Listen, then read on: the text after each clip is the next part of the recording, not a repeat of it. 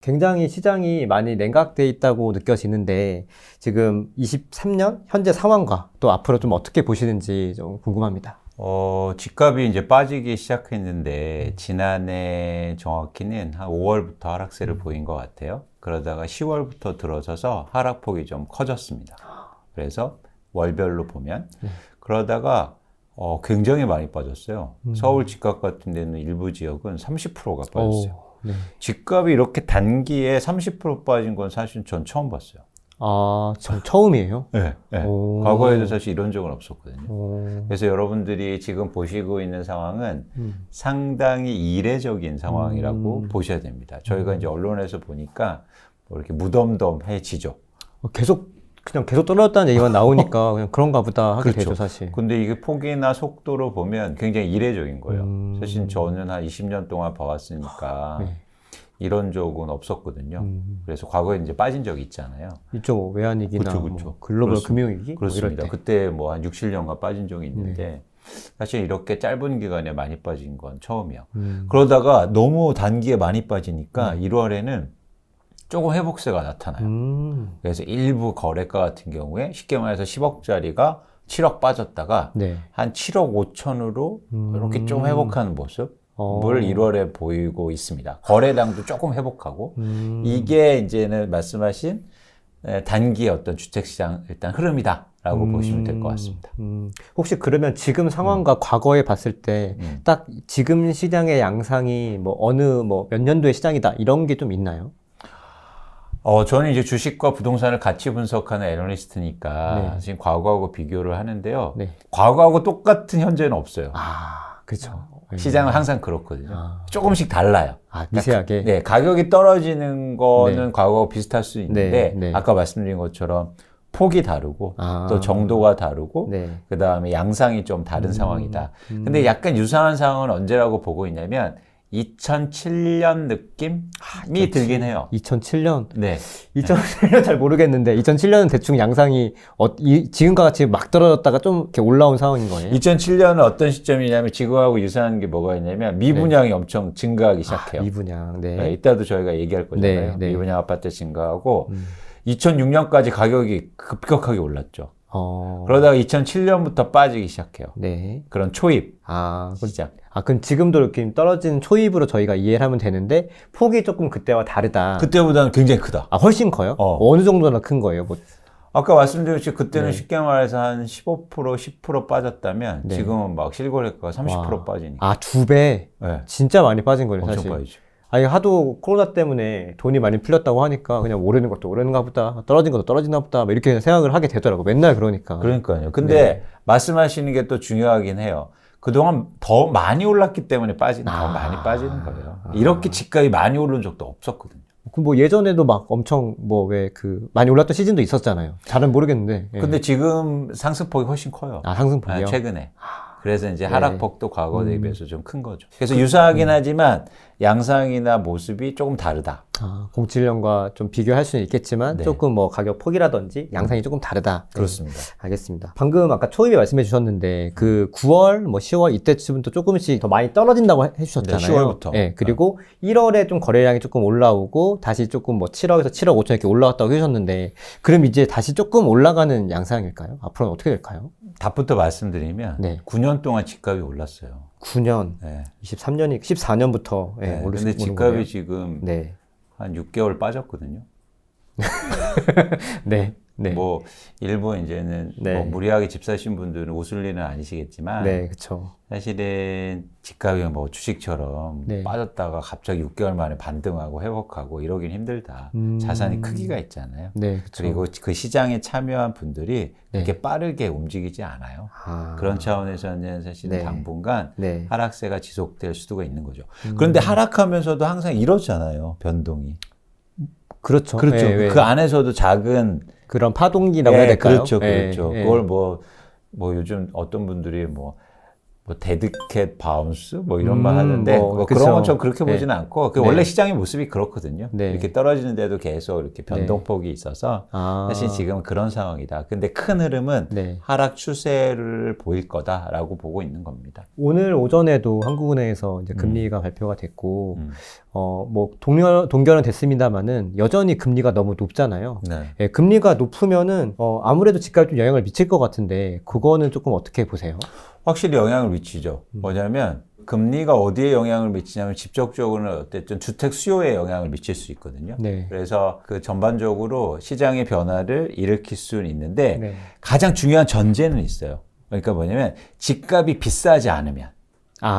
집값 가격이네요. 그죠? 네, 가격이 비싸지 않으면 금리 네. 영향을 덜 받을 겁니다. 그렇잖아요. 근데 그렇죠. 지금 가격 수준이 상대적으로 높기 때문에 네. 금리 영향도 큰 거예요. 그러니까 그게 선후 관계에 대해서 여러분들이 좀 정립하실 필요가 있어요. 무슨 얘기냐면 이 가정이 굉장히 중요한 겁니다. 네. 왜냐하면 중요하겠네. 이렇게 생각하시는 분들이 있어요. 금리가 이제는 덜 오르기 시작하고 기준금리 고정되고 뭐 피봇이 일어나거나 쉽게 말해서 이제 금리가 좀 떨어지기 시작하면 집값 오르는 거 아니냐. 천만의 말씀. 전제가 필요합니다. 뭐냐면 집값이 떨어져야 되는 거예요. 집값이 떨어지지 않고 금리만 네. 떨어진다고 해서 집값이 상승하지 않는단 말이에요. 이해하셨죠? 근데 지금 그 위원님께서 말씀해 주신 게 30%가 떨어졌다고 했잖아요. 그럼 그 정도면 충분히 떨어진 거 아니에요? 근데 제가 전제 드렸잖아요. 일부 아파트가 그렇게 빠진 거고, 네. 그리고 거기서 더 빠질 가능성도 충분히 있어 보이는데, 아. 전체적으로 봤을 때, 전체적으로? 아직 이제 안 빠진 곳들이 있으니까. 아. 물론 그렇게 막 가파르게 빠진 데는 금리가 네. 이렇게 고정되고 그러면 일부 이제 상승할 수도 있고 이럴 수는 있죠. 그런데 전반적으로 네. 봤을 때, 네. 그런 말씀을 드리는 겁니다. 그러면 이런 뭐 금리 하에서는 어느 정도 조금 하락세가 이어지실 거라고 보세요? 그러니까 기간을 말씀하시는 거예요? 뭐 그렇게 저는 그걸 알고 싶어서요. 그러면 조금 편하지 않을까요? 언제까지 좀 하면은 그래도 몇 년까지는 조금 마음 놓고 조금 볼 수 있잖아요, 사실. 뭐 위원님께서 말씀해 주시면 그런 거 좀 알기 어렵나요? 알기 쉽죠. 쉬워요? 네, 알기 쉽죠. 여러분, 알기 그래서 사실은 네. 우리가 오늘 얘기할 게 굉장히 많은데요. 네. 이제 많이 같이 보시잖아요. 네. 그래서 저는 이제 줄기를 쭉 한번 타봤으면 좋겠어요. 뭐냐면 제일 처음 말씀드릴 게 그러면 그런 전망을 하기 위해서는 네.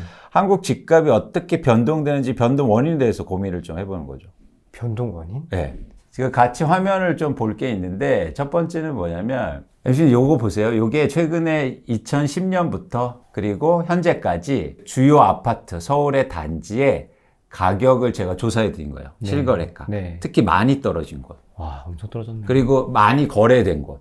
유명한 아파트들이 많죠. 네. 근데 막 많이 떨어진 게 30%, 40%도 있고 이러죠. 와, 최근에 좀 회복했죠. 그러네요. 이런 모습이죠. 그래서 전반적으로 이런 모습이에요. 저게 A랑 B가 뭐 시점이에요? A는 뭐냐면 네. 최고가 대비해서 최저가. 그리고 B는 뭡니까? 최근가. 최근에 조금 반등했으니까 등락한 거. 이게 네, 이해하셨죠? 이해했습니다. 이게 근데 많이 떨어진 서울의 아파트들이에요. 많이 거래된 게 많이 빠졌습니다. 이 단지들의 공통점을 하나 보이는 게 혹시 있으세요? 유명한 아파트? 큰 아파트? 맞아요, 그거. 큰 아파트, 큰 맞아요, 아파트. 맞아요. 어때요? 맞았습니다. 세대수가. 네. 되게 굉장히 크네요. 많죠. 네. 엄청 많죠. 세대수가 많으니까 상대적으로 절대 거래량도 많고 가격의 등락폭이 컸죠. 그래서 저희가 이것만 보면 어떤 결론이 가능하냐면 네. 대단지가 많이 빠졌고 거래가 많이 일어나면 많이 빠졌구나 라고 예상할 수 있어요. 네. 근데 다음 주 한번 볼게요. 이 아파트들도 사실 대단지 아파트입니다. 엄청 큰 걸로 보이는데. 그리고 유명한 아파트예요. 본 적 있어요. 네. 근데 하락폭이 어때요? 아까보다? 조금 작은데요? 그렇죠. 자, 요 차이가 뭘까를 아시는 게 핵심이에요. 뭐야? 아니 왜? 뭐야? 조금 힌트를 좀 주시면 좋을 것 같은데. 한번 생각해보세요. 왜 어떤 아파트는 많이 빠지고, 뭐 어떤 아파트는 덜 빠진 거예요? 똑같이 대단지고, 똑같이 유명한 아파트고, 똑같이 좋은 아파트인데. 이 답을 찾으면 저희가 전망을 할 수 있어요. 뭐가 차이 있을까요? 어렵죠. 진짜 모르겠는데요. 저도 한참 고민하고, 그러니까 이런 걸 아는 거예요. 여러분들이 네. 뭐 저한테 집값 얼마나 빠져요? 그리고 언제까지 빠져요? 사실 이거보다도 여러분들이 집값의 변동 원인을 아시는 게 되게 중요합니다. 그리고 왜 지금 시장이 변화하는지 원인을 아셔야 되잖아요. 숫자를 보고 데이터를 보고 분석을 해야죠. 부동산을 유일하게 아마 애널리스트 중에 제가 이제 얘기하는데 여기 나와서. 네. 근데 한번 보자고요. 숫자로. 그리고 현황 파악을 정확하게 해보자고요. 왜 어떤 아파트는 많이 빠지고 왜 어떤 아파트는 덜 빠졌을까? 뭐야? 궁금해. 네. 그러니까 이게 흥미로운 게 뭐냐면 차이가 엄청 차이 나요. 이거는 보면은 뭐 한 20%대가 많은데 이 전에는 막 30-40% 빠진단 말이에요. 40이 지금 두 개나 그쵸? 있으니까. 근데 이거를 지역별로 구분해 보면 어허. 송파구와 네. 그리고 강동구가 많습니다. 많이 떨어진 아파트들에. 근데 이 공통점을 찾아보면요. 이거예요. 강동과 송파가요. 전세 가격이 훨씬 더 많이 빠졌어요. 근데 어떤 가정이 가능하냐면 전세가 빠지니까. 네. 많이 빠지니까. 전세가 빠지니까 어떻습니까? 전세로 낀 투자자들이 먼저 판 거예요. 아. 그러니까 지금 강동과 송파가는 쉽게 말해서 갭 투자들이 많은 거예요. 갭 투자들이 많으니까 전세 가격이 빠지니까 매매가 더 많이 빠진 거죠. 아. 그래서 지금 결국에는 향후에 집값의 하락폭을 결정하는 건 뭐다? 전세 가격이라는 거예요. 근데 왜 송파랑 강동만 전세가 많이 빠져요?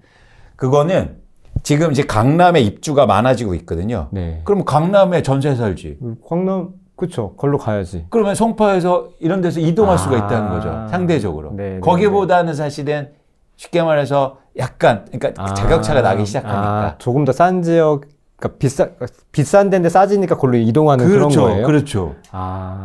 네. 그래서 여기가 전세가 빠지고 또 매매도 빠졌다. 그렇죠. 그러니까 전세가가 중요한 변동 요인이 됐고 쉽게 말해서 아까 덜 빠진 아파트들은 전세가가 덜 빠졌다는 거예요.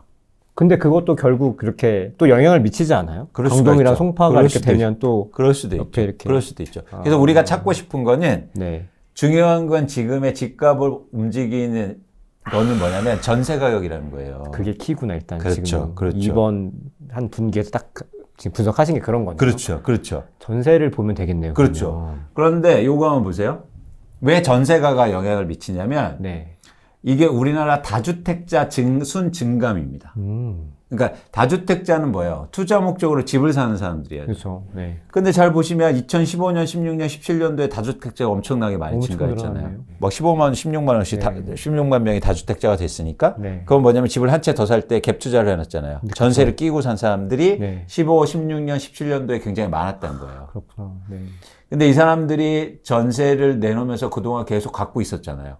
근데 이게 전세 가격이 떨어지니까. 이제 전세를 돌려줘야 되는데. 그렇죠. 그럼 압박이 갈 수 있겠다는 거죠. 근데 공교롭게도 사람의 심리라는 게 이런 성향을 갖고 있습니다. 손실 회피 성향을 갖고 있어요. 즉, 내가 산 가격보다 밑에는 절대 안 팔아요. 그건 좀 어렵지. 너무 그러긴 힘들어요. 아니면, 그때까지 버텨요. 뭐냐면, 그 경매 들어오기 전까지는. 버틸 수 있을 때까지 버틴다는 그 의미네요. 절대 시장에 안 내놔요. 그런데 15년, 16년, 17년도에 매입하신 투자자 분들은 엄청 싸게 샀겠네요. 그렇죠. 이때보다 지금 빠져도 가격이 위에 높죠. 있죠. 그렇기 때문에 충분히 팔 수 있다는 거예요. 되게 쉽게 던진다는 말씀이신 거네요, 그러면. 그렇죠. 그래서 뭐냐면 흥미로운 현상은 이게 한국의 집값을 결정하는 게 매물인데요. 이 매물은 이런 특성이 있습니다. 집값이 오르면 매물이 줄어요. 집값이 오르면 매물이 준다. 그렇죠. 왜 줄까요? 더 오를 것 같으니까? 그렇죠. 그래서 매물이 줄어요. 그래서 집값이 더 오르는 성격이 있어요. 그런 성격이. 그렇죠. 부동산은 원래 좀 그렇잖아요. 그렇죠. 원래. 근데 집값이 떨어질 때도 떨어질 땐 매물이 증가할 가능성이 높아요. 그렇지. 더 떨어질 것 같으니까. 그렇죠. 살고 싶어서. 그런데 어디까지 가냐면 내가 산 가격 밑에는 절대 안 팝니다. 그래서 내가 산 가격 밑에까지 빠지면 매물이 오히려 줄어요. 그래서 근데 우리나라 집을 투자 목적으로 갖고 있는 분들이 아직도 수익이 나고 있단 말이에요. 그렇죠. 그래서 앞으로 매물이 계속 증가할 겁니다. 깨달았어요. 그러면은 저 다주택자들이 산 가격의 평균을 딱 내면은 그게 아마 그분들의 기대 매도가가 될 거고 거기까지 빠지겠네요, 가격이 그러면. 그렇죠. 그러면 바닥이 오는 거죠. 아, 그게 바닥이구나. 네네. 그렇게 저희가 전략적으로 판단하는 겁니다. 그래서 중요한 건 뭐다? 여기서 두 가지가 중요한 건데, 하나는 뭐냐면 지금 말씀하신 거. 그런 가격대를 파악하는 거. 두 번째는 뭐냐면 전세 가격이 어떻게 될 건가. 전세? 아, 그러네요. 전세 가격이 트리거잖아요. 내가 집을 갖고 있는데 네. 투자 목적으로 갖고 있는데 전세 가격이 안 빠지면 왜 팔아요? 굳이 뭐 급하지 않으니까. 아니, 그리고 전세로 갖고 있으면 금리 영향도 없단 말이에요. 그렇죠. 뭐 상관없으니까 나는. 그렇죠. 왜냐면 네. 내가 은행에서 돈 꾼 게 아니잖아요. 그렇죠. 그냥 그 세입자분이 무이자로 주신 거니까. 네, 맞아요. 금리 영향이 없었어요. 맞아요. 근데 전세 가격이 빠지면 영향이 있는 거란 말이에요. 아. 그래서 이제 전세 가격을 전망하는 게 되게 중요합니다. 근데 최근에 전세 가격이 굉장히 가파르게 빠지고 있다는 거예요. 이걸 보시면 이게 월간 실전세 가격 변동률인데요. 네. 월간으로 해서 2%가 이상 빠지고 있어요. 2% 정도면 뭐 어느 정도 느낌인가요? 그럼 1년 하면 거의 24%, 25%가 빠진다는 거예요. 이거 2.7% 이렇게 수도권은 빠지면 30% 이상. 장난 아니네, 진짜. 전세 가격이요.